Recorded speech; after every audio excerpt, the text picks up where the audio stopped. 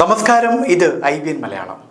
മുൻ MLA KK Ramachandran നായരുടെ മകന് സർക്കാർ നൽകിയ ആശ്രിത നിയമനം കോടതി ഇടപെട്ട് റദ്ദാക്കിയതിനു പിന്നാലെ സർക്കാർ നടപ്പാക്കിയ മറ്റൊരു ആശ്രിത നിയമത്തിന്മേലും കുരുക്ക് മുറുകാനുള്ള സാധ്യത തെളിയുന്നു.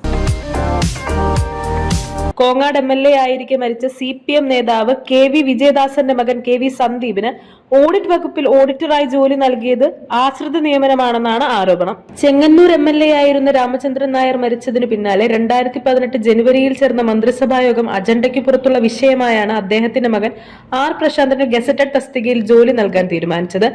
സന്ദീപിന്റെ കാര്യത്തിലും സമാന ഇടപെടലാണ് സർക്കാർ നടത്തിയതെന്നാണ് ആക്ഷേപം. KV വിജയദാസന്റെ മരണത്തിന് പിന്നാലെ 2021 ചേർന്ന മന്ത്രിസഭാ യോഗത്തിലാണ് സന്ദീപിന്റെ നിയമനത്തിന് അംഗീകാരം നൽകിയത്.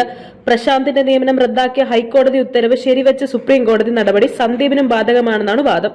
ഇക്കാര്യം ചൂണ്ടിക്കാട്ടി കോൺഗ്രസും മുൻപ് പ്രശാന്തിനെതിരെ ലോകായുക്തയ്ക്ക് പരാതി നൽകിയ save university campaign committee chairman RS ശശികുമാറും വരും ദിവസങ്ങളിൽ മുഖ്യമന്ത്രിക്ക് പരാതി നൽകും.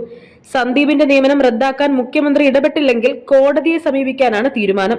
നിയമ നടപടികളിലേക്ക് കടന്നാൽ പ്രശാന്തിന്റെ ജോലി ഉറപ്പിക്കാൻ സുപ്രീം കോടതി വരെ പോയ സർക്കാർ സന്ദീപിന്റെ കാര്യത്തിലും അതേ നിലപാട് സ്വീകരിക്കുമോ എന്ന് ഉറ്റുനോക്കപ്പെടും. പ്രശാന്തിന് ജോലി നൽകാനുള്ള മന്ത്രിസഭാ തീരുമാനം റദ്ദാക്കിയ ഹൈക്കോടതി നടപടി ചോദ്യം ചെയ്ത് സുപ്രീം കോടതിയെ സമീപിച്ച സർക്കാരിന് മറ്റൊരു ലക്ഷ്യം കൂടി ഉണ്ടായിരുന്നു. മന്ത്രിസഭാ തീരുമാനങ്ങൾ അന്തിമമാണെന്ന് ഉറപ്പിക്കാൻ കൂടി വേണ്ടിയായിരുന്നു ഇത്. ആ നീക്കമാണ് സുപ്രീം കോടതി വിധിയോടെ പാളിയത്.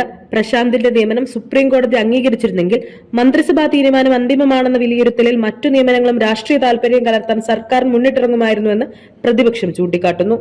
News desk IBN Malayalam.